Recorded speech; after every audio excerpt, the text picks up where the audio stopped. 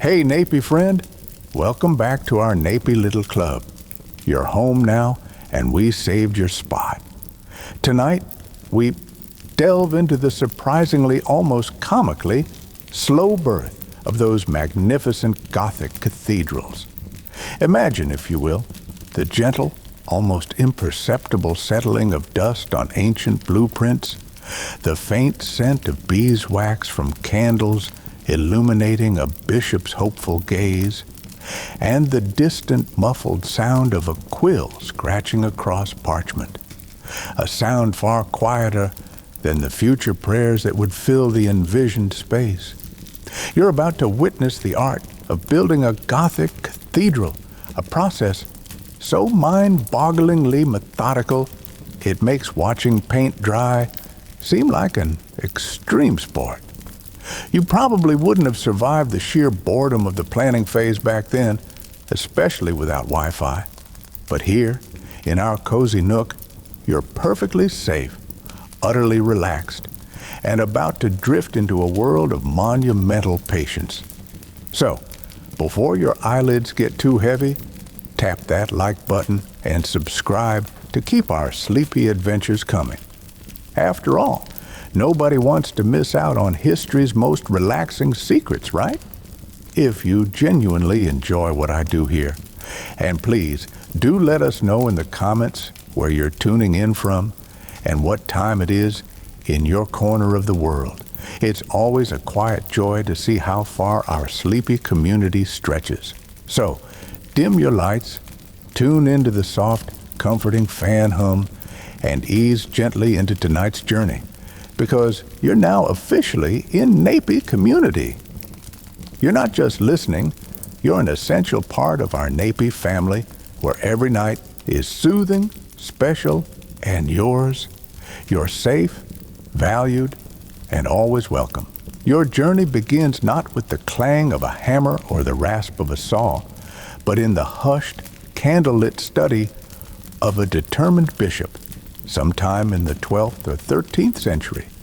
Picture him now, perhaps a little portly, with robes that have seen better days but still command respect, leaning over a large, rough-hewn table. Before him lies a blank sheet of parchment, a daunting expanse given the scale of his ambition. He's not just planning a building, he's envisioning a testament to faith, a structure that will scrape the heavens and inspire awe for centuries. A rather large to-do list, you might say. The very idea of a new cathedral, especially one in the emerging Gothic style with its daring height and light, isn't something that just pops into existence. It's a seed, often planted by a desire for greater glory for God, or perhaps just a smidge of competitive spirit with the neighboring diocese whose own cathedral is looking a bit last season. First, there's the small matter of divine approval. While you can't exactly send a raven to the Almighty for a signed permission slip, a bishop would certainly spend considerable time in prayer and contemplation, seeking signs or a profound sense of calling. But earthly approval? That's a whole different and often more tedious beast. He needs the buy-in of the local nobility, the king or queen, powerful merchants, and the existing church chapter. This involves endless meetings, persuasive arguments, and perhaps a few strategically offered chalices of the finest local wine. Historians still discuss whether these early pitches focused more on spiritual uplift or the potential economic boom a grand new pilgrimage site might bring. It was likely a delicate, sleepy dance of both. Imagine the bishop, let's call him Bishop Bartholomew, for a touch of medieval authenticity, trying to explain the concept of a flying buttress to a skeptical Baron von Grumblesalot, who's more concerned about how this will affect his hunting grounds. It flies, you see, but it also buttresses. So it holds the walls up, allowing for enormous windows, Baron. Think of the light, the divine light, Bartholomew might exclaim, perhaps a little too enthusiastically for the Baron's pre-coffee mood. The Baron, meanwhile, is probably just wondering if these flying things will scare the deer. It's a tough crowd. Then comes the truly monumental task, fundraising. Building a Gothic cathedral wasn't like a modern bake sale. It was a multi-generational financial commitment that could, and often did, outlive everyone initially involved. Think of the sheer mind-numbing paperwork. Donations had to be solicited, recorded, in laborious longhand, of course, and managed. Wills were read with bated breath, hoping a wealthy widow had left a generous sum for the glorious new edifice. Special taxes might be levied, indulgences sold, a practice that, as we know, would cause a fair bit of historical kerfuffle later on, and relics paraded through towns to inspire contributions. Imagine a medieval version of a telethon, but lasting for, about 200 years. Each coin, each parcel of land, each promise of labor was a tiny drop in an enormous, slow-filling bucket. One rather eccentric fundraising method involved the cult of carts.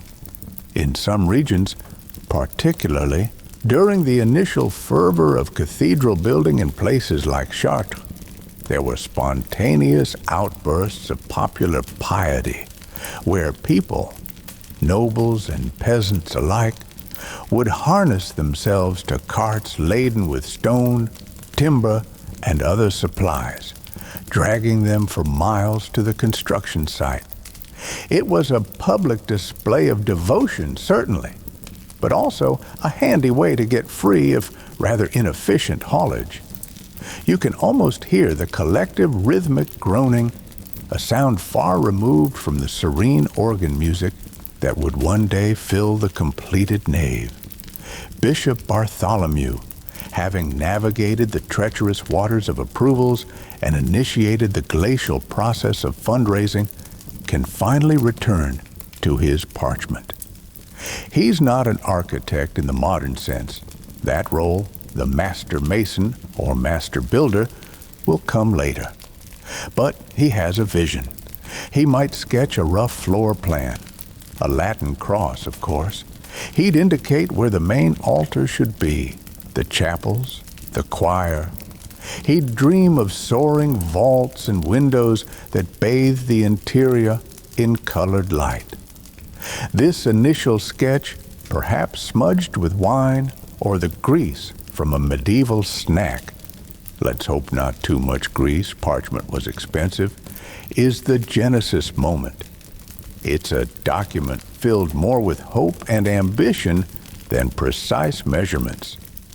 The scale of these ambitions was, frankly, astounding.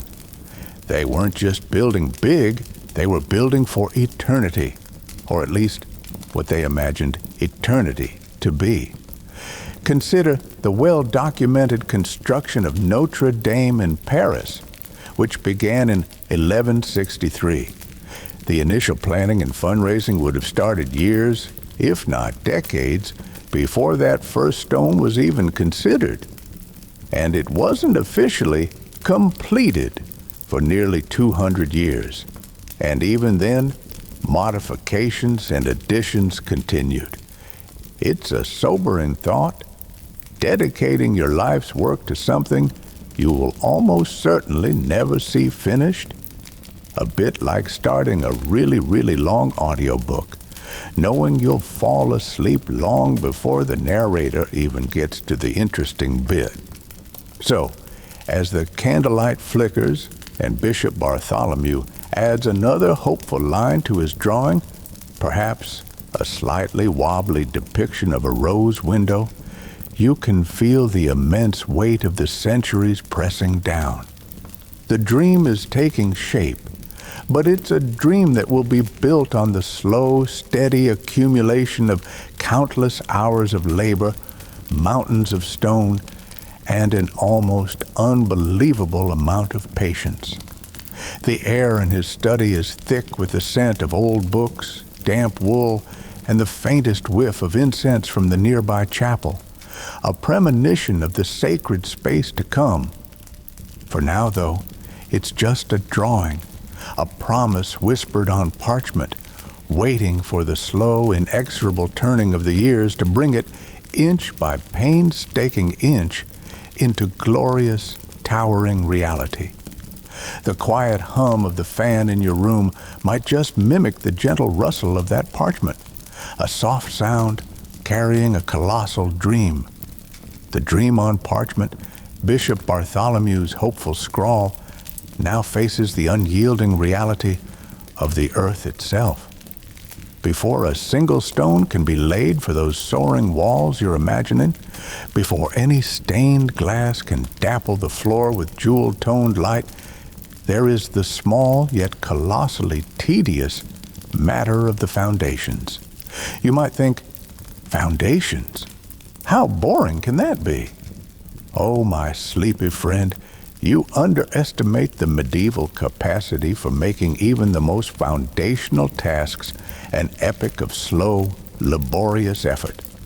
This isn't your modern, laser-guided concrete pouring affair. This is a symphony of shovels, sweat, and sheer stubborn persistence played out over years, sometimes decades, just to prepare the ground.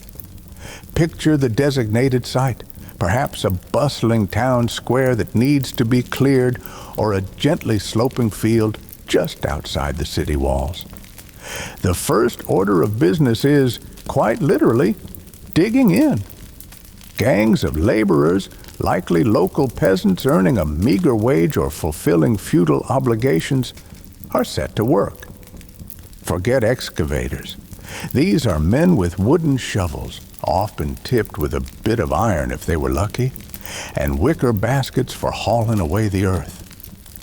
Imagine the scene, a slow, rhythmic scooping, lifting, and dumping repeated thousands upon thousands of times. The sun beats down in summer, the mud squelches in winter. It's a job that would make even the most dedicated gym enthusiast reconsider their life choices. Progress is measured not in feet per day, but inches. You can almost feel the dull ache in your own back just thinking about it. The depth and breadth of these foundations were staggering because the cathedrals they were meant to support were unprecedented in their height and weight. They weren't just digging a trench, they were excavating a subterranean footprint almost as impressive as the visible structure would be. For a major cathedral, these foundation trenches could go down 20, 30, even 40 feet or more, depending on the soil. Think of it, an inverted cathedral carved out of the earth by hand. It's a truly mind-numbing prospect. One wonders if any of those diggers, covered head to toe in grime, ever looked up from their pit and tried to visualize the magnificent spire that would one day stand directly above them, fueled by their unseen toil. Probably not. They were likely more concerned about when the next water break was, and the soil itself. This wasn't just a matter of digging until it felt firm enough. Master builders, even in the 12th century, had a surprisingly sophisticated, if not exactly scientific, understanding of ground conditions. They'd examine the layers of earth, looking for stable strata of clay, gravel, or bedrock. If the ground was marshy or unstable, a common problem in many European towns built near rivers, the challenge intensified. One rather pungent and almost forgotten curiosity of medieval site assessment involved pigs. Yes, pigs. It's said that in some areas, before committing to a major building site, builders would release pigs onto the land. Where the pigs chose to lie down and wallow was considered to be damp or unstable ground, best avoided. You can imagine the scene, a solemn master builder stroking his beard, gravely observing the napping habits of a sow. He might mutter, Lady Esmeralda seems to prefer the northeast corner for her siesta. We shall avoid the northeast corner. A truly scientific approach by medieval standards, anyway. If unsuitable ground couldn't be avoided, they had to get creative and incredibly laborious. Sometimes this meant driving hundreds, even thousands of wooden piles, essentially tree trunks sharpened to a point, deep into the soft earth to create a more stable base.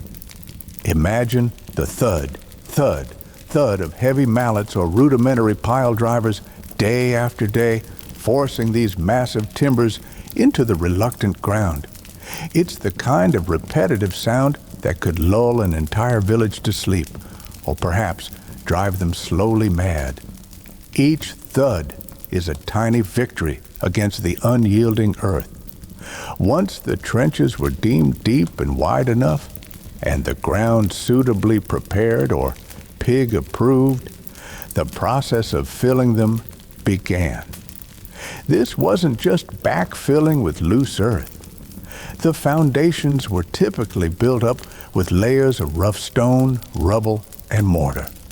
Think of it as a giant underground jigsaw puzzle assembled with brute force and a surprising amount of care. The quality of this unseen work was paramount. Any skimping here, any shoddy workmanship, could lead to catastrophic failure decades or even centuries later, as the immense weight of the cathedral caused uneven settling or cracking. The reputations, and indeed the lives of the master builders, depended on these foundations being as solid as, well, a rock. It's a fact that the stability of many Gothic cathedrals, standing tall for over 800 years, is a testament to the often anonymous laborers who toiled in those deep, dark trenches. The sheer volume of material required is difficult to comprehend. Tons upon tons of stone, not even the finely carved stuff you'll see later, but rough, functional foundation stone had to be quarried, transported, and laid. And the mortar. Medieval mortar was a carefully guarded recipe, typically a mix of lime, sand, and water, sometimes with additives like egg whites or animal blood, though historians still debate the exact efficacy and widespread use of these more organic ingredients.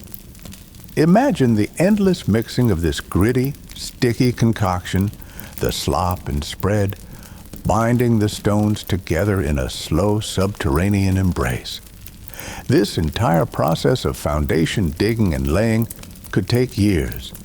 For a particularly large or problematic site, it might stretch to 5, 10, even 15 years. Generations of diggers might come and go. A young boy starting as a water carrier for the foundation crew might be a seasoned laborer by the time the first course of dressed stone was finally laid above ground. It's a time scale that is almost impossible for our modern instant gratification sensibilities to grasp. You order a pizza, it arrives in 30 minutes. You order a cathedral foundation, check back in a decade. So as you drift and drowse, picture that vast excavated pit. Feel the cool dampness of the earth. Hear the distant rhythmic thud of a pile driver, the scrape of shovels, the murmur of voices. It's a scene of immense, almost invisible labor, a slow, determined wrestling match with the very ground itself. The glory of the soaring vaults and stained glass windows is still a distant dream, a dream that can only be realized because of this unglamorous, unseen, and profoundly boring work happening deep within the earth. It's the quiet, strong, and incredibly patient heartbeat beneath the future symphony of stone and light. And somewhere, a pig is probably having a very satisfying nap, blissfully unaware of its crucial role in architectural history. With the foundations finally, blessedly complete, a vast subterranean testament to years of monotonous toil, the focus shifts. But don't imagine a sudden flurry of exciting activity. Oh no, my sleepy friend. We are now entering the phase of stone procurement, a process so drawn out and fraught with logistical nightmares, it could make even the most patient saint consider a career change.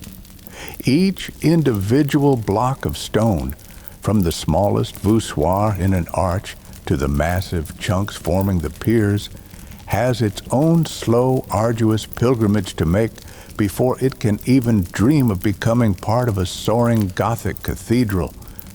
Your attention drifts now away from the construction site itself to a distant, dusty, and decidedly noisy place, the quarry.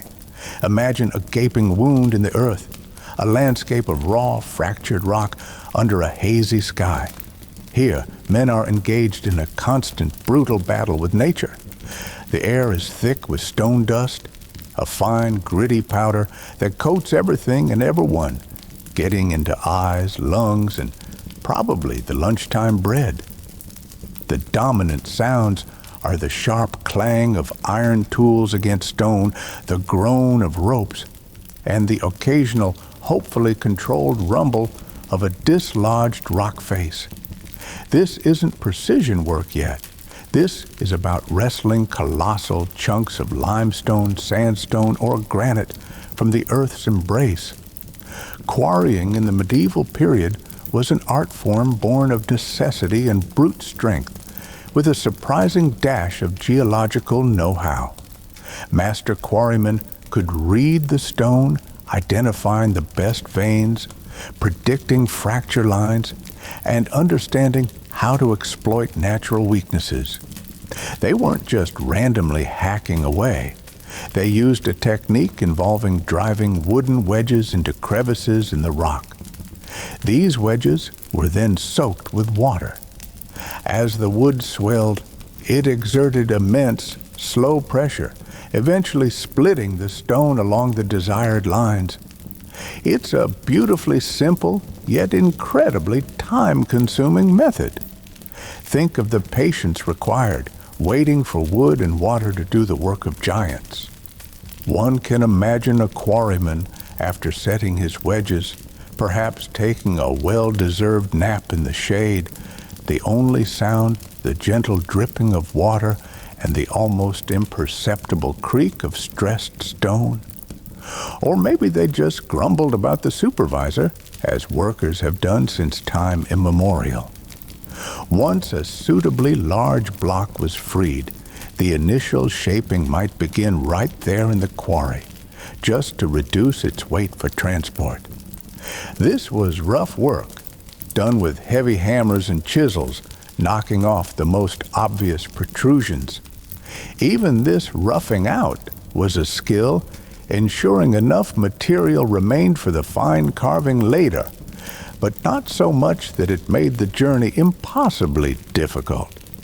It's a bit like packing for a very long trip with a very small car.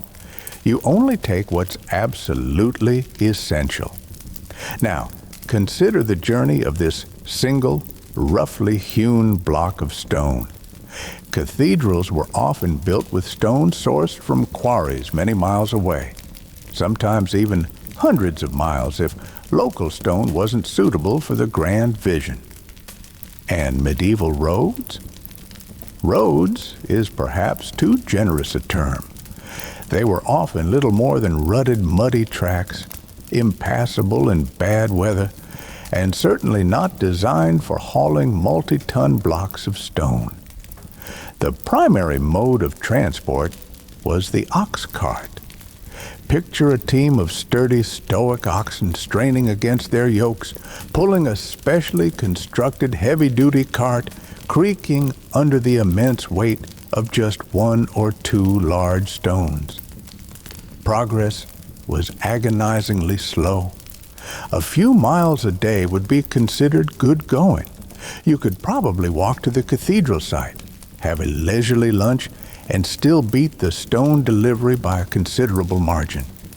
Imagine the sheer, mind-numbing boredom of being an ox cart driver on a stone run. Days, weeks, sometimes months spent inching along a dusty track, the only soundtrack the plodding hooves of the oxen, the groan of the wooden wheels, and perhaps your own gentle snoring. Breakdowns were frequent. Wheels would shatter, axles would snap, and carts would get hopelessly bogged down in mud. Each delay meant more time, more effort, and more expense. And let's not forget the thrilling medieval equivalent of highway robbery.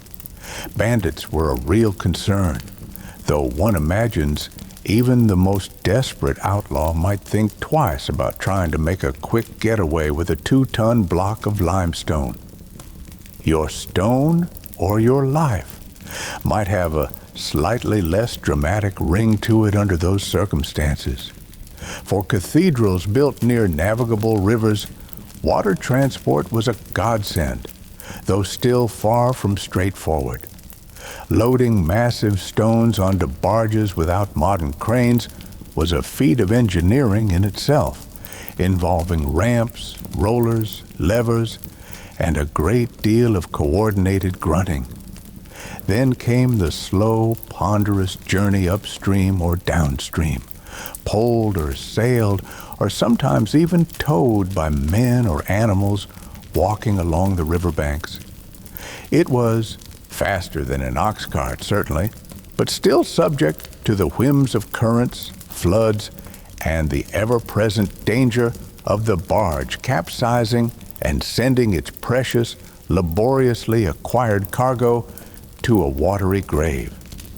Historians still discuss the logistical complexities and enormous costs associated with transporting stone, often making it one of the single largest expenses in cathedral construction. One almost forgotten curiosity is the sheer organization required to manage this constant, slow flow of material. There would have been foremen at the quarries, agents managing the transport routes, and clerks at the construction site meticulously and tediously recording every single stone that arrived, its size, its origin, and its designated quality. Imagine the medieval equivalent of a spreadsheet, but written on wax tablets or precious parchment, tracking thousands upon thousands of individual stones. It's a bureaucratic ballet, danced to the rhythm of a glacier.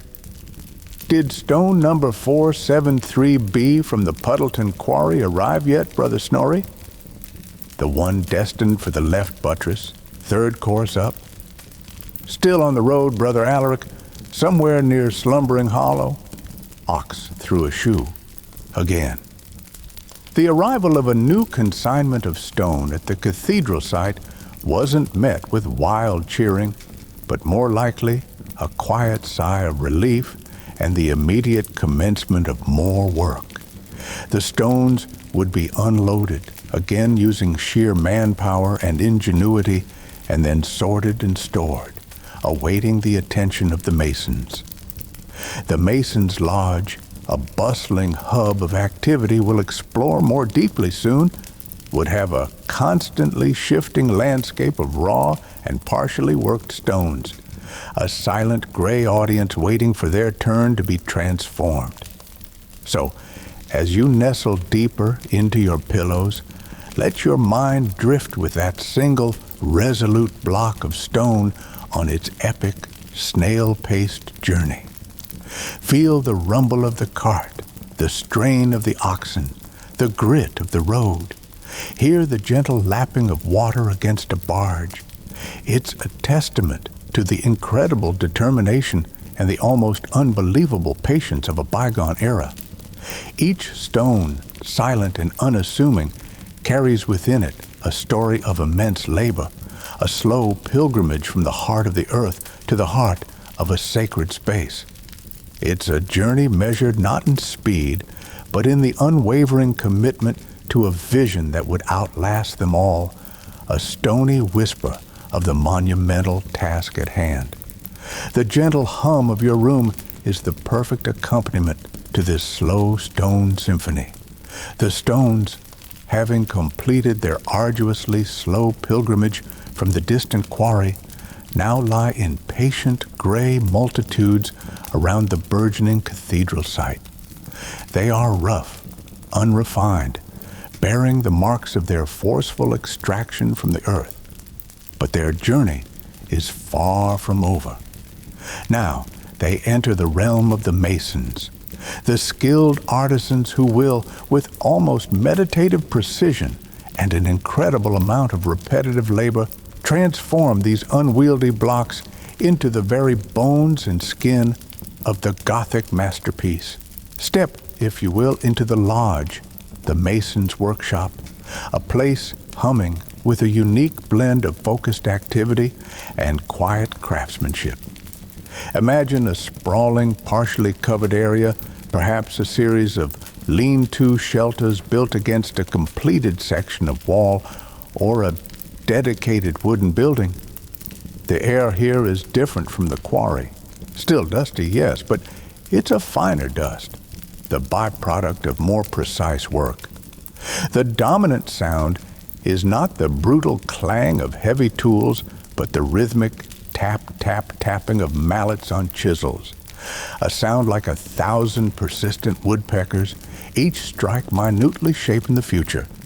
You see men, and occasionally women, in certain supporting roles, covered in this fine white powder, their faces etched with concentration. These are the masons, members of a highly respected and often secretive guild. Each mason, from the newest apprentice learning to square a simple block to the master craftsman entrusted with intricate carvings, has his designated workspace. He might have a sturdy workbench or simply a designated patch of ground where he works on a particular stone. His tools are deceptively simple. Various chisels with different heads, points, claws, flats, a heavy wooden mallet, squares, plumb lines, and templates. These templates, often made of wood or metal, are crucial. They are the patterns meticulously designed by the master mason or architect that dictate the exact shape and dimensions of each stone. Remember our friend Bishop Bartholomew and his initial hopeful sketches? Those have now been translated into a complex three-dimensional geometric puzzle by the master builder, and these templates are the individual puzzle pieces. The process of dressing a stone is one of painstaking reduction. The mason selects a rough block, consults his template, and begins to chip away the excess. It's not a fast or aggressive process. Each tap of the mallet on the chisel is controlled, deliberate. Too much force, and the stone could fracture incorrectly, wasting weeks, if not months, of quarrying and transport effort. Too little, and the work drags on even longer. It's a delicate balance, learned over years of apprenticeship. You can almost feel the gentle vibration through the chisel, the subtle resistance of the stone, the satisfying thunk as a small chip falls away. It's a tactile conversation between the craftsman and his material. One of the fascinating and somewhat mysterious aspects of medieval masons' guilds were their masons' marks. Each qualified mason had his own unique symbol, a simple geometric design, which he would carve into every stone he finished. These weren't just for show, they served several purposes. They were a form of quality control, allowing the master mason to identify who worked on which stone if there were any issues. They also helped in calculating wages, as masons were often paid by the piece. And perhaps most intriguingly, they were a mark of pride, a silent signature on a piece of a colossal collaborative artwork. Historians still study these marks today, using them to trace the movement of masons between different cathedral sites, revealing a network of itinerant craftsmen who carried their skills across Europe. Imagine an art historian centuries later poring over a weathered stone high up in a cathedral vault, trying to decipher a tiny, almost invisible mark, a faint whisper from a long-forgotten hand. It's a bit like trying to read the very, very small print on a particularly ancient contract. The sheer repetitiveness of the work is hard to overstate, especially for the less skilled masons or apprentices. Imagine being tasked with producing hundreds of identical, perfectly square ashlar blocks, the basic building units for the walls. Day after day, the same movements, the same templates, the same tapping. It would require an almost Zen-like focus, a meditative immersion in the task at hand. You'd probably find your mind wandering, perhaps composing a particularly dull medieval ballad in your head, or maybe just enjoying the surprisingly soothing rhythm of your own labor. It's the kind of work where you could lose track of hours, days, even weeks, just focused on the stone in front of you. But it wasn't all mindless repetition. For the more skilled masons, there was the challenge of creating the complex curved stones for arches, the interlocking pieces for ribbed vaults, which we'll get to, don't you worry, and the delicate tracery for windows. This required a deep understanding of geometry, divine geometry, as it was sometimes called, believing that God was the ultimate geometer. The master mason, the architect of the project, would possess an almost arcane knowledge of how to set out these complex shapes, often using nothing more than a compass, a straight edge, and an encyclopedic knowledge of ratios and proportions. There's a quiet, intellectual rigor behind the dusty, calloused hands. Consider the almost forgotten skill of setting out a complex arch or vault section on a tracing floor. This was a large, smooth, plastered floor, often in a dedicated building, where the master mason would draw out, full scale, the intricate designs for key structural elements. From these full-scale drawings, precise wooden templates would be made for the stone carvers. It was here that theory met practice, where abstract geometric principles were translated into tangible guides for the craftsman. You can picture the master mason kneeling on the floor, surrounded by his assistants, meticulously drawing lines with charcoal, his brow furrowed in concentration, solving a three-dimensional puzzle in 2 dimensions. It was the medieval equivalent of CAD software, only powered by chalk and brain power. The lodge itself was more than just a workshop. It was a social and educational hub. Apprentices learned their trade from master craftsmen, not through textbooks, but through observation, imitation, and endless practice. Skills were passed down through generations. There was a strong sense of camaraderie, but also a strict hierarchy.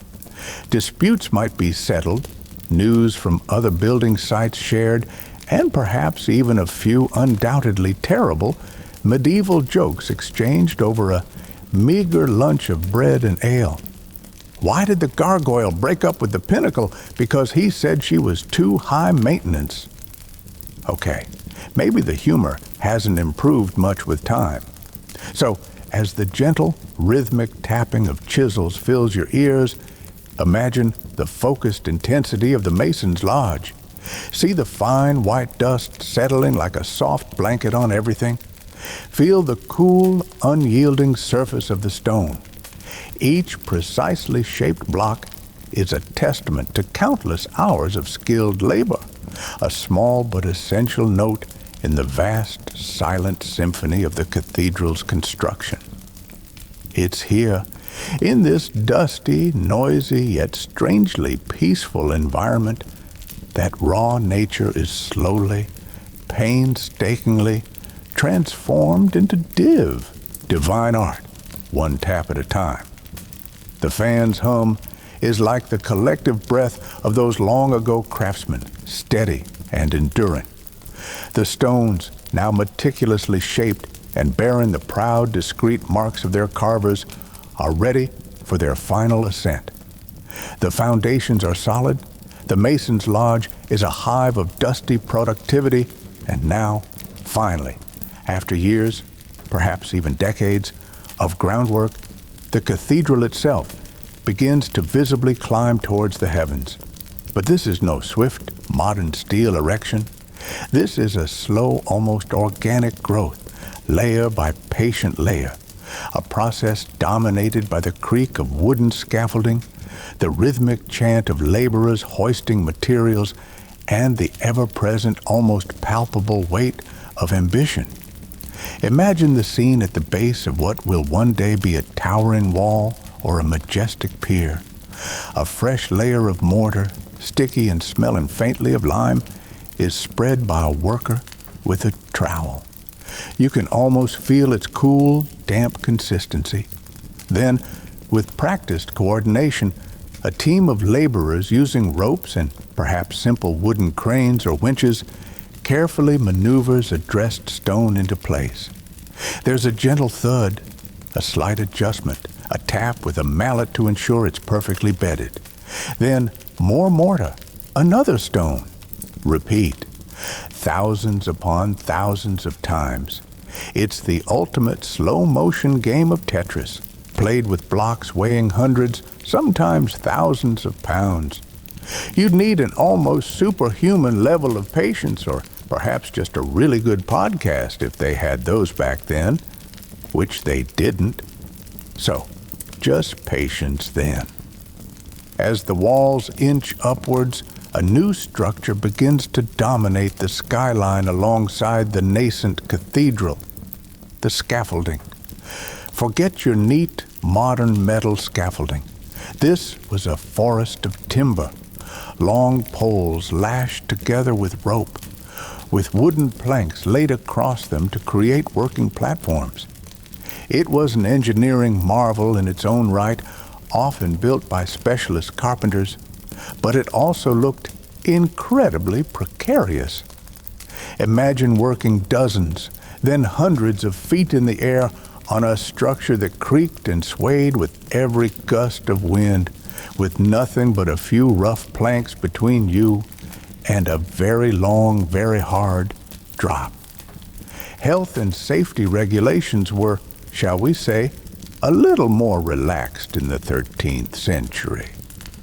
It's a fact that falls were a common and often fatal hazard on medieval construction sites.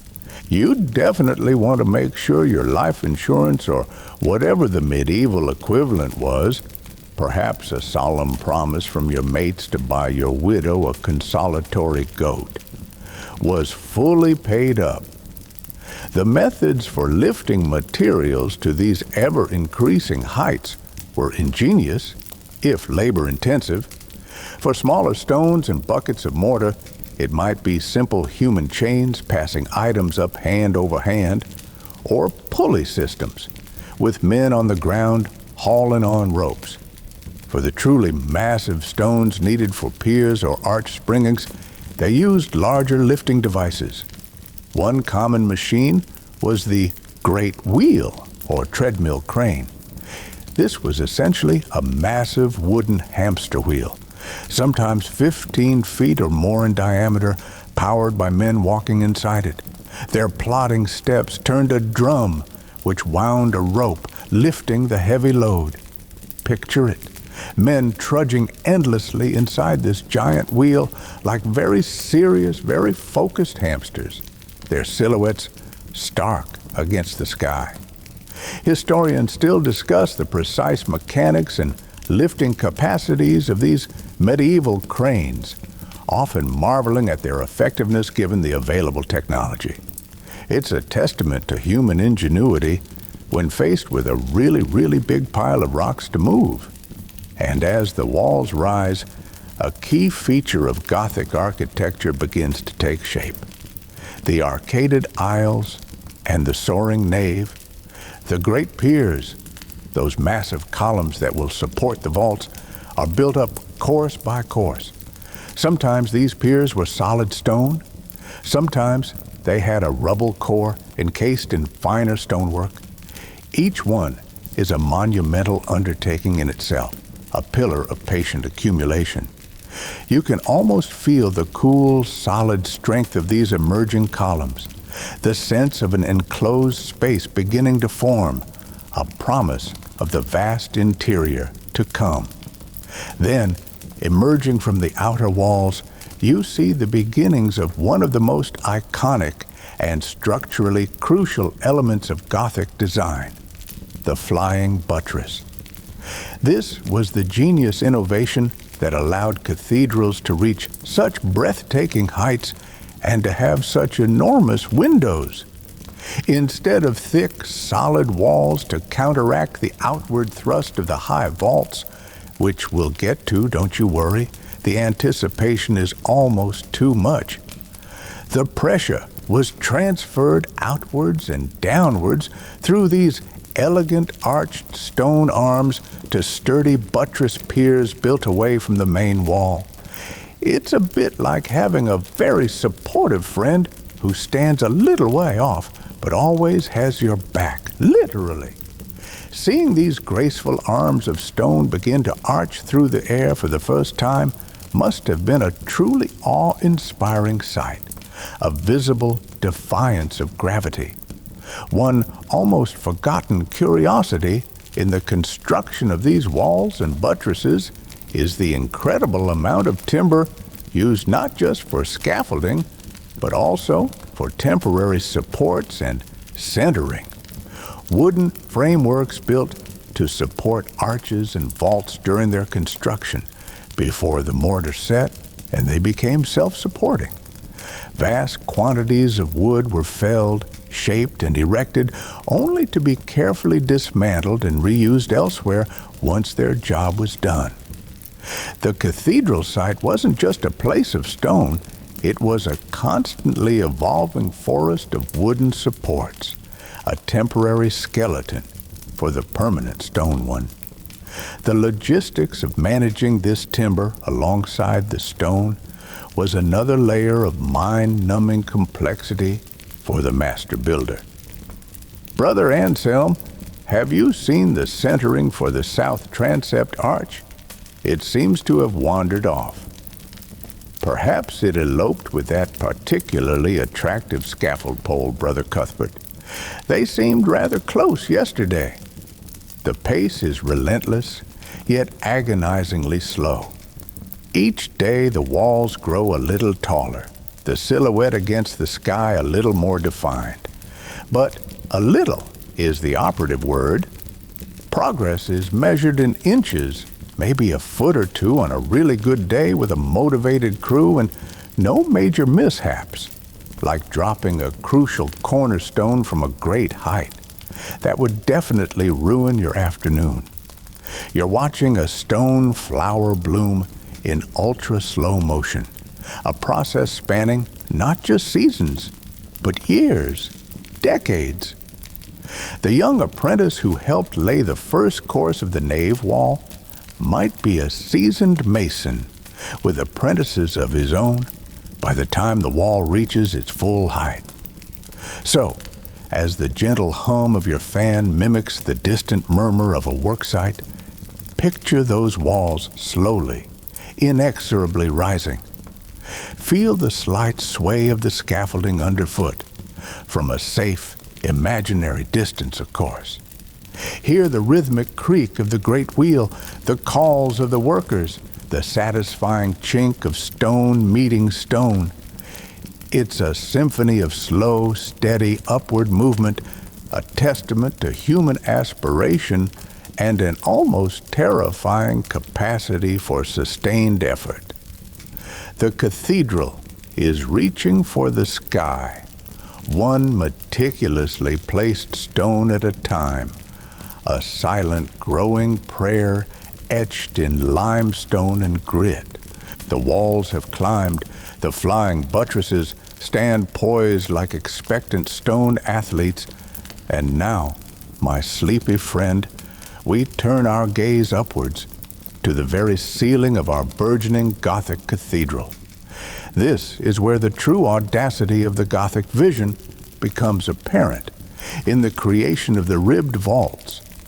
Covering these vast, high spaces with stone was an engineering challenge of epic proportions, a three-dimensional geometric puzzle that would have made Euclid himself pause for a good long think. It's a realm of soaring ambition, complex calculations, done mostly by eye and experience, and the ever-present quiet dread of a miscalculation leading to a rather dramatic and very heavy structural failure. Imagine standing on the dizzying scaffolding far below where the vaults will eventually curve. The master builder and his most skilled masons are planning the ribs, those slender arched stone members that form the skeleton of the vault. These ribs are not just decorative. They are the primary structural elements, channeling the immense weight of the stone ceiling outwards and downwards, through the piers and flying buttresses, safely to the ground. It's like the elegant exposed bone structure of some magnificent prehistoric creature, but designed to enclose, not to roam. First, the wooden centering must be erected. Remember those temporary timber frameworks we mentioned? For vaulting, these were even more complex and crucial. An entire, perfectly curved wooden scaffold matching the exact intended shape of the vault bay had to be built in place. This was a job for highly skilled carpenters, as any imperfection in the centering would be translated directly into the stone vault, potentially with disastrous consequences.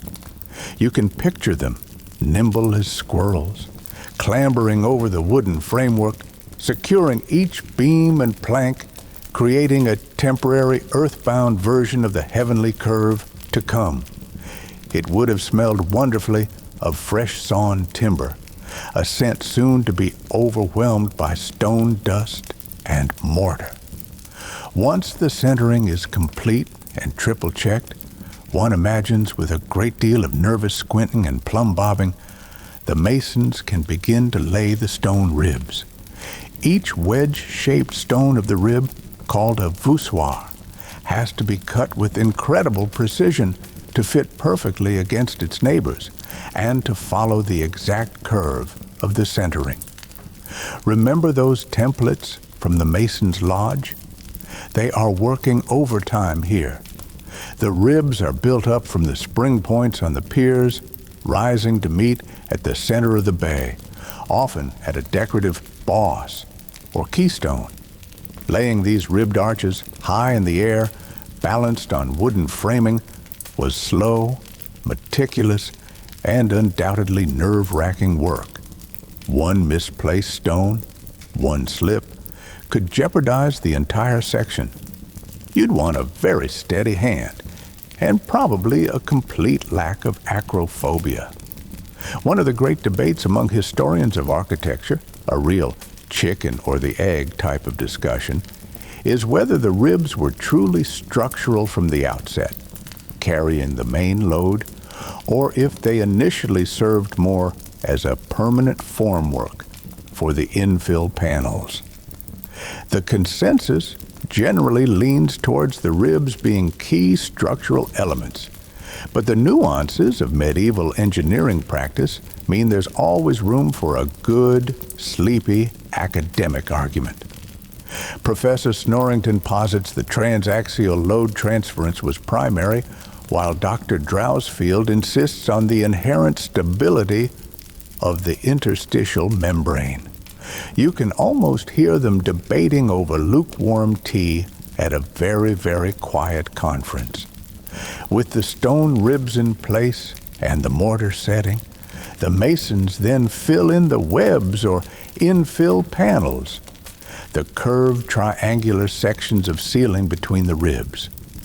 This was often done with smaller, lighter stones or even a type of medieval concrete, as these panels were carrying less of the structural load. It's like stretching a stone skin over the newly formed skeleton. The process is still painstaking, ensuring each piece fits snugly, but perhaps with a tiny bit less existential dread than when setting the main ribs. Though, dropping a stone on someone's head from that height would still be considered a bad day at the office. The final, crucial moment in the construction of each vault bay is the removal of the wooden centering. This was a moment of supreme tension. Would the vault stand on its own? Had the geometry been calculated correctly? Had the mortar set sufficiently? Imagine the scene. The master builder gives the signal. Workmen cautiously begin to dismantle the timber supports piece by piece. There would be creaks, groans, perhaps a shower of dust. Everyone holds their breath. And then, if all has gone well, the stone vault hangs there, suspended as if by magic, a perfect, self-supporting canopy of stone. One can imagine a collective, quiet sigh of relief, quickly followed by the thought, right, only another 20 bays to go. It's the kind of security that could last a lifetime, or several. An almost forgotten curiosity related to vault construction is the acoustic properties they created. The vast, empty volumes, with their complex sound-reflecting surfaces, were not initially designed with acoustics in mind as a primary goal, but they inadvertently created spaces with incredible resonance and long reverberation times. This, of course, proved to be perfect for the soaring sounds of Gregorian chant and later, the mighty organ. It's as if the stones themselves were waiting to sing. You can almost hear the first tentative notes of a choir echoing in that newly enclosed space, a sound still raw, unadorned by the centuries of prayer and music to come. The sheer height and span of these Gothic vaults were revolutionary. They allowed for interiors that felt light and airy, despite being constructed entirely of stone. The pointed arch, a key feature of Gothic architecture, was more structurally efficient than the rounded Romanesque arch, directing thrust more vertically downwards, thus allowing for greater height and more slender supports. It was a brilliant fusion of engineering and aesthetics, form and function, working in beautiful, sleepy harmony. So, as you drift further into your relaxed state, let your gaze be drawn upwards to those magnificent interlocking curves of stone. Feel the immense, yet gracefully distributed weight. Hear the faint, imaginary echo of a medieval hammer, the careful placement of a final keystone. It's a triumph of human ingenuity, a testament to the belief that even the heaviest, most earthbound materials could be made to soar, to create a space that lifted the spirit as much as it sheltered the body. The rhythmic whir of your fan might just be the sound of angels gently testing the newly completed vaults with their silent feathery wings. Or perhaps it's just a fan. Either way, it's wonderfully soothing. The stone skeleton of our cathedral is now largely complete. The walls stand tall, the buttresses fly with elegant strength, and the magnificent ribbed vaults create a canopy of stone overhead, a silent gray sky indoors. But a Gothic cathedral is not just about stone, It's about light. And to achieve that iconic ethereal glow, to transform the vast interior into a kaleidoscope of divine storytelling, we must now turn our attention to the slow, meticulous, and almost alchemical art of creating stained glass windows. This isn't just glazing, this is painting with light itself, a craft that combines artistry, chemistry, and an almost unbelievable amount of patience. Imagine, if you will, a workshop, perhaps a little quieter and less dusty than the mason's lodge, but still humming with focused activity.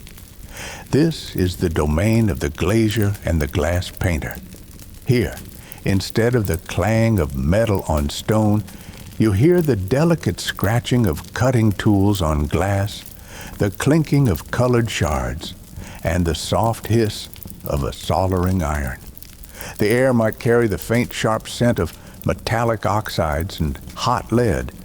It's a place where tiny, brilliantly colored pieces are painstakingly assembled into vast, luminous tapestries.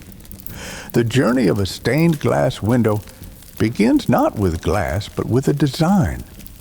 Just as Bishop Bartholomew had his initial grand vision, a master glazier or a commissioned artist would create a cartoon, a full-size drawing of the window, outlining all the figures, scenes, and decorative patterns. This cartoon, often drawn on a whitewashed wooden board or a large piece of parchment, served as the blueprint for the entire window. Every line on this cartoon would eventually become a strip of lead holding the glass in place. You can picture the artist, perhaps a monk with a particularly steady hand, carefully delineating the serene face of a saint or the fearsome coils of a dragon, knowing these lines would guide the creation of light. Then comes the glass itself. Medieval glassmaking was a temperamental and fascinating process. Raw materials like sand, silica, potash from wood ash, and lime were melted together in fiercely hot furnaces. Achieving clear, uncolored glass was actually quite difficult. Most medieval glass had a natural greenish or yellowish tinge due to impurities in the sand. To create the vibrant colors of stained glass, metallic oxides were added to the molten glass.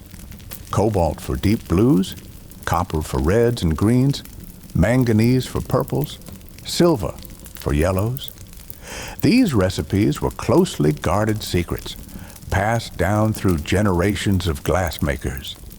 Historians still marvel at the brilliance and longevity of these medieval colors, a testament to an empirical chemistry that was part science, part alchemy. Did you remember to add the pinch of dragon's breath, finely ground copper oxide, for the ruby red Brother Luminoso? One can imagine a master glassmaker asking his apprentice, who is probably trying not to sneeze into the molten glass vat. Once the colored glass was produced, often in relatively small uneven sheets or discs called crown glass or cylinder glass, the glazier would select the appropriate colors according to the cartoon. Using a heated iron tool or a diamond point, a later innovation, the glazier would carefully cut the glass pieces to match the shapes on the cartoon. This was incredibly skilled work. Glass is brittle. One wrong move, and a precious piece of richly colored glass could shatter, wasting material and time. Imagine the intense concentration, the delicate pressure required to follow a complex curve, the soft scritch-scratch of the cutter, a sound that could easily lull you to sleep. After the pieces were cut, many of them would then be painted. This wasn't painting on the surface in the modern sense, but rather applying a special vitreous paint, made from ground glass metallic oxides like iron or copper, and a binder like wine or urine, yes, urine, for its ammonia content, which helped the paint adhere. This paint, usually dark brown or black, was used to delineate features like faces, drapery folds, and intricate details. The painted glass was then fired in a kiln, fusing the paint permanently to the surface of the glass. This process might be repeated several times to build up layers of detail or shading. It's a slow, careful layering of light and shadow baked into existence. Now comes the assembly, the leading.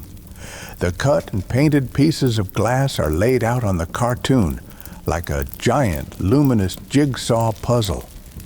Slender strips of lead, H-shaped in cross-section called cames, are carefully bent and shaped to fit around each piece of glass. The edges of the glass slot into the channels of the lead cames. Each joint where the lead cames meet is then soldered, creating a strong yet flexible framework. Imagine the glazier, his fingers nimble despite the roughness of the lead, patiently weaving this metallic web, binding the jewel-like pieces together. The smell of hot lead and rosin flux would fill the air, a strangely industrial scent in the service of ethereal beauty. It's a task that would make assembling flat-pack furniture seem like a walk in the park. One almost forgotten curiosity is the sheer structural engineering involved in these massive windows. A large Gothic window could be many tens of feet high and wide, composed of thousands of individual glass pieces. The lid came network provided some strength, but for really large expanses, additional support was needed. This came in the form of iron ferramenta, grills of iron bars, saddle bars and stanchions, set into the stone mullions of the window opening, to which the stained glass panels were then tied with copper wires. These iron supports are often invisible from the ground, but are essential to the window's survival against wind and its own weight. It's another layer of hidden strength, a quiet collaboration between blacksmith and glazier.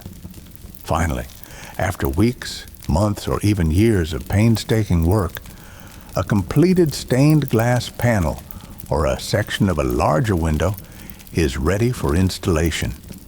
It is carefully transported to the cathedral and hoisted into its designated stone opening. As the light shines through it for the first time, the interior of the cathedral is transformed. What was once gray stone and muted light now shimmers with vibrant color. Stories from the Bible, lives of saints, and even scenes of daily life. Sometimes a cheeky glazier would include a small portrait of himself or a local benefactor, spring into luminous existence. The effect is breathtaking, designed to inspire awe and instruct an often illiterate populace. So, as you relax and let your eyelids grow heavy, picture that intense, focused workshop. See the brilliant shards of colored glass, like scattered jewels. Hear the gentle tap of the soldering iron, the soft scratch of the glass cutter. Feel the cool smoothness of a finished panel. The creation of stained glass was an act of slow devotional artistry, transforming mundane materials into windows onto the divine. Each one a silent, glowing sermon, a testament to the patient magic of light and color. The soft glow from your dimmed lamp is a gentle echo of that first transformative light, filtering through newly installed ancient glass. The cathedral now stands largely complete, a magnificent testament to generations of labor. The walls soar, the vaults curve with breathtaking grace, and the stained glass windows bathe the interior in a symphony of colored light. But our journey through the slow art of Gothic construction isn't quite over. We must now turn our attention to the details, the sculptural adornments that give these stone giants their unique character and personality. From the fearsome gargoyles scowling from the rooftops to the serene saints gazing down from their niches, this is where the stone truly comes alive, often in surprising, humorous, and deeply human ways. Imagine, if you will, a sculptor perched precariously on a scaffold high up on the cathedral's facade, or nestled in a dusty corner of the mason's lodge, now dedicated to finer work. He's not wrestling with massive blocks anymore. He's coaxing life from smaller, more manageable pieces of stone. His tools are finer too: delicate chisels, small mallets, rasps, and drills. The tap-tap-tapping is still there, but it's a lighter, more nuanced rhythm, a conversation rather than a command. He might be working on a capital for a column, a decorative boss for a vault, or one of the countless statues that will populate the cathedral's exterior and interior. The most famous and perhaps most misunderstood of these sculptural elements are the gargoyles. These grotesque figures, often a bizarre hybrid of animal and human, lean out from the eaves and cornices, their mouths agape. While they certainly add a touch of the fantastical and the fearsome to the cathedral's silhouette, their primary function was surprisingly mundane. They were waterspouts. Yes, these elaborate, often comical or demonic creatures were designed to throw rainwater clear of the cathedral walls, protecting the stonework and foundations from water damage. It's a wonderfully Gothic solution. Why have a simple pipe when you can have a leering demon spewing water? You can almost hear a master builder explaining it to a skeptical patron. No, Lord Pompous, it's not just a terrifying monster. It's a functional, terrifying monster. See how artfully it directs the runoff away from Lady Pompous's favorite rose bushes below? The sheer variety of gargoyle designs is astounding. Sculptors let their imaginations run wild, creating a menagerie of mythical beasts, caricatures of local figures, a bit of medieval social commentary perhaps, and creatures that seem to spring from the depths of a particularly vivid nightmare. It was one area where the individual sculptor often had a surprising degree of creative freedom. Historians still debate the full symbolic meaning of gargoyles. Were they meant to ward off evil spirits by showing them even more hideous faces? Were they reminders of the sins and temptations lurking outside the sacred space? Or were they simply a bit of stonemasonry fun, a chance to let off some creative steam?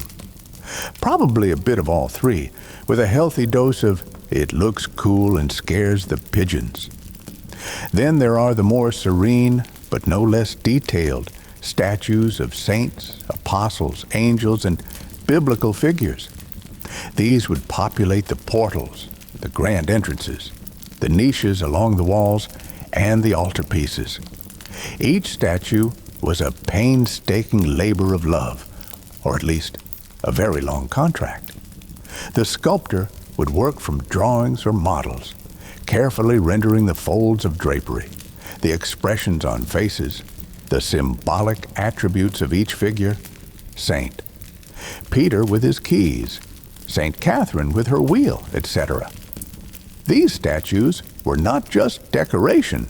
They were visual aids for a largely illiterate congregation, telling stories and reinforcing religious teachings. They were the stone storybooks of the medieval world. One almost forgotten curiosity is the sheer amount of color that originally adorned these cathedrals, both inside and out. We tend to think of Gothic cathedrals as monochrome stone, but in their heyday, Many were vibrantly painted. Statues were brightly colored. Architectural details were highlighted with reds, blues, and golds, and even some exterior stonework was painted. Imagine these stone figures not in their current weathered gray, but in brilliant, almost garish hues. Time, weather, and changing tastes have eroded most of this original polychromy, leaving us with a more austere but perhaps less historically accurate impression. It's as if a magnificent full-color graphic novel has slowly faded to black and white over the centuries. You can picture a medieval tourist, much like yourself, but with less comfortable shoes, marveling at the dazzling Technicolor facade. The carving of decorative elements extended to the smallest details. Column capitals bloomed with intricately carved foliage, acanthus leaves, ivy, oak leaves, so realistic you could almost smell the forest. Vault bosses, those keystones at the intersection of ribs, were often adorned with elaborate carvings. A saint's head, a floral motif, a coat of arms, or even a cheeky green man peering out from a tangle of leaves. These were often hundreds of feet above the ground, visible only as small details from below, yet they were carved with the same care and attention as the more prominent statues. It speaks to a dedication to craftsmanship that went beyond mere visibility, a sense of doing the work for a higher purpose, or perhaps just for the sheer satisfaction of a job well done, even if only God and the pigeons would ever see it up close.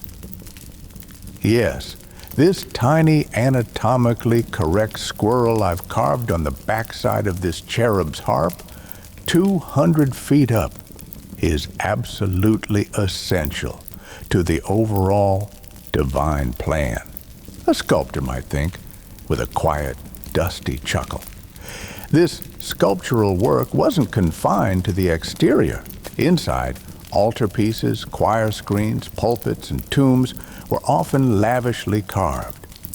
Wooden choir stalls might feature intricate misericords, small carved ledges on the underside of folding seats, designed to offer some support to monks standing for long services. These misericords often depicted whimsical or satirical scenes from everyday life, folklore or fables, a hidden world of medieval humor and social commentary. It's like finding little Easter eggs in the solemn grandeur of the cathedral. So, as you settle into a deeper state of relaxation, let your mind wander over these countless sculpted details.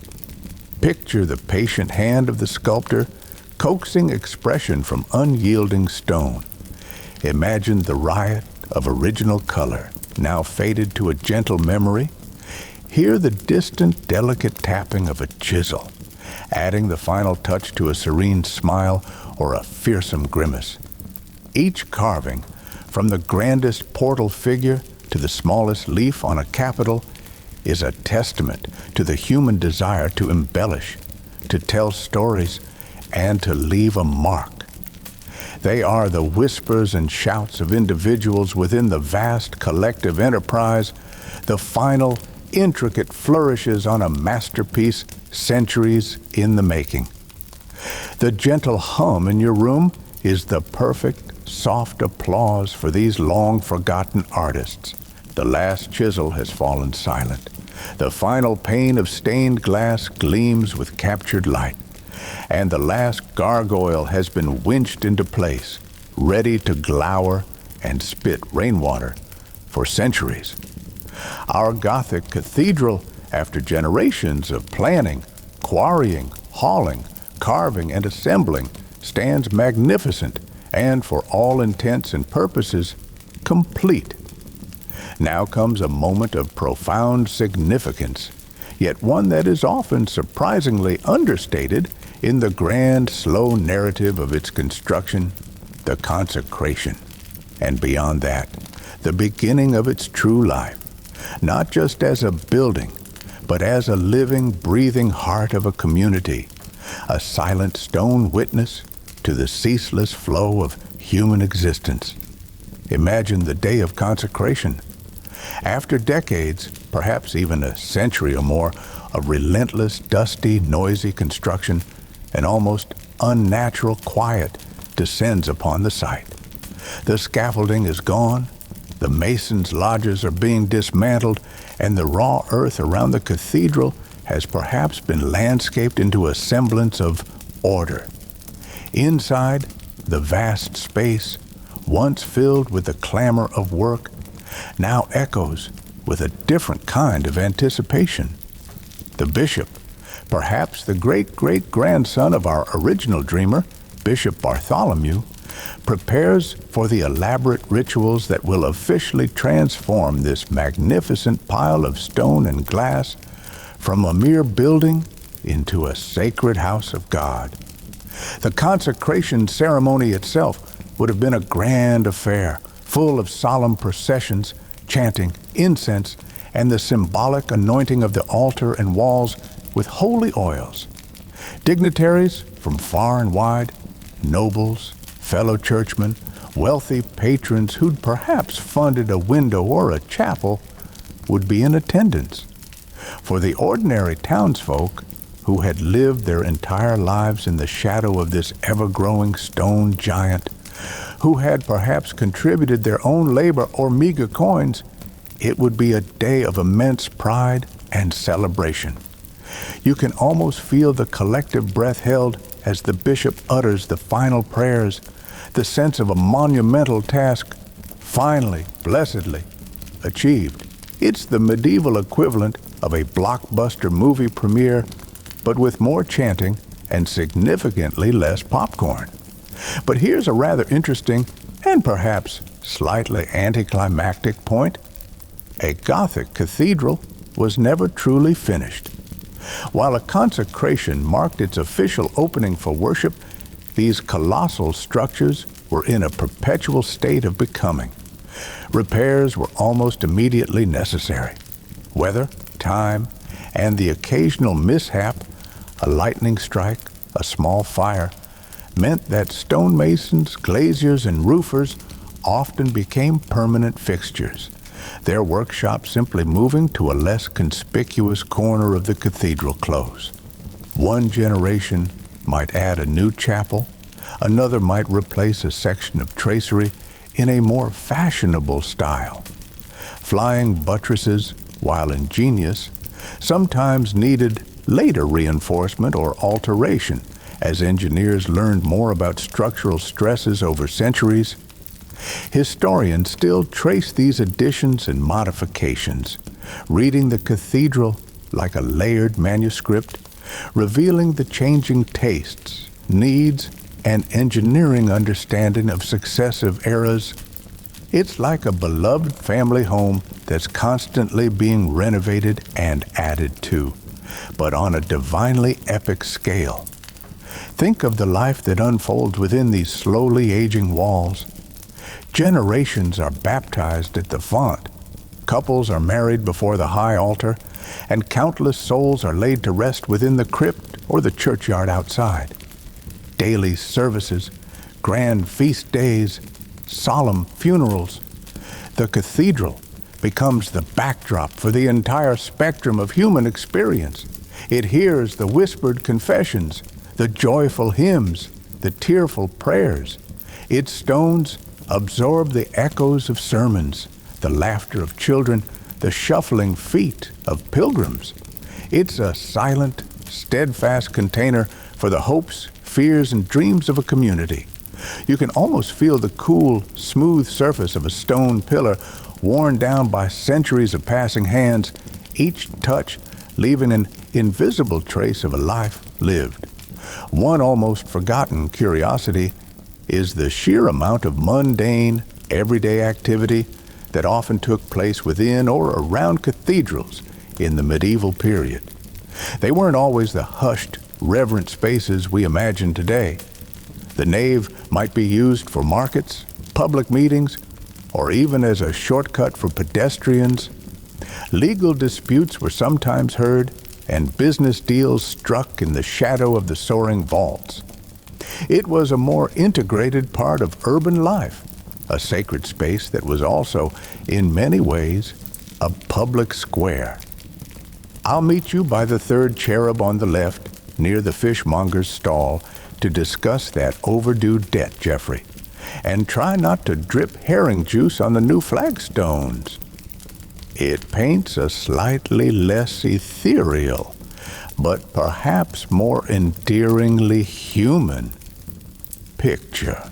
The great rose windows, those magnificent circles of stained glass, act like giant, slow-turning celestial clocks, marking the passage of the sun and the seasons.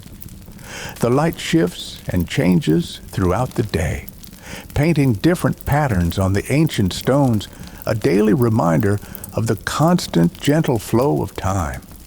The dust motes dancing in those shafts of light are like tiny, fleeting moments, each one unique, yet part of an endless procession. And so, our cathedral settles into its long, enduring life. It has witnessed plagues and wars, coronations and revolutions. It has seen architectural styles come and go, and has often incorporated them into its own fabric.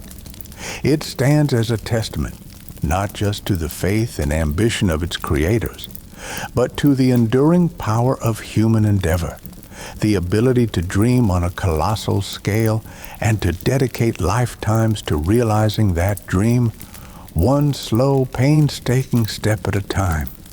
The initial vision of Bishop Bartholomew, all those centuries ago, has been fulfilled in ways he could scarcely have imagined, growing and evolving long after he and his initial sketches turned to dust. As you drift now, in the quiet comfort of your own space, feel the immense, peaceful solidity of that ancient stone. Hear the faint, imagined echoes of centuries of human life. The cathedral is more than just a building. It's a repository of memory, a timeless anchor in a changing world. It is, in its own way, a profoundly sleepy, deeply reassuring presence, a monument to the beauty of things built to last, built with a patience that borders on the divine. The steady hum of your fan is the breath of ages, whispering through its ancient arches, and so our journey through the slow, deliberate, and astonishingly patient construction of a Gothic cathedral draws to a gentle close. The echoes of hammers have long since faded. The scent of fresh mortar has given way to the cool, ancient aroma of stone and time, and the vibrant hues of newly painted statues have softened into the gentle patina of ages. You are left with a sense of profound stillness, a deep and quiet appreciation for the immense human effort, the almost geological timescale involved in raising such a monument from the earth towards the heavens. Let your mind drift now, like a single feather floating down from the highest vault, settling softly on the cool flagstones below. Feel the weight of the centuries that these stones have witnessed, the silent accumulation of moments, of prayers whispered and hymns sung, of joys celebrated and sorrows mourned. There is a deep comfort in this enduring presence, a reassurance that some things are built to withstand the fleeting nature of our own hurried lives. The cathedral stands, a steadfast guardian of memory, its massive form a gentle reminder of the power of slow, sustained creation. Imagine yourself in a quiet corner of this vast, peaceful space. Perhaps a stray beam of late afternoon sun filters through a magnificent stained glass window, casting a warm, jeweled pattern on the pillar beside you. The air is cool and still, carrying only the faintest murmur of the world outside, a distant, muffled hum that cannot disturb the profound tranquility within. You can feel the immense, silent weight of the stone all around you, yet it is not oppressive. It is protective, enfolding like a gentle, ancient embrace. Each breath you take is slow and easy. Your shoulders relax. Your eyelids feel wonderfully heavy. The intricate details of the carvings, the soaring lines of the arches, the kaleidoscope of colors in the glass, they all blur now into a soft, harmonious impression of beauty and peace. There is no need to analyze, no need to understand every nuance of its construction. It is enough to simply be present, to allow the quiet majesty of the place to seep into your being like a gentle, healing balm. The slight chill of the ancient stone under your imaginary fingertips is grounding, connecting you to the countless hands that shaped it, the countless lives that have passed through its doors. Think of the generations of builders, their calloused hands, their patient labor, their unwavering vision. They toiled not for immediate reward, but for something far greater, something that would outlast them by centuries. There is a deep lesson in their dedication, a quiet invitation to appreciate the value of slow, mindful work, the beauty of things that take time to unfold. And now, their work provides this sanctuary of calm for you, a haven of stillness in a restless world. The last of the light fades from the windows, and the vast interior is filled with a soft, velvety darkness. The silence deepens, broken only by the almost imperceptible settling of the ancient structure, the quiet breathing of a building that has stood for an eternity and will stand for an eternity more. You are safe here, enveloped in this profound peace. Let the gentle rhythm of your own breathing merge with the ancient pulse of the cathedral, slow, steady, and deeply restful. Your mind is quiet, your body is heavy and relaxed. The journey is complete, and a deep, dreamless sleep awaits. End of history. You've reached the end of another cozy Nappy tale. Sleep well, and remember, you're always welcome here. Sweet dreams.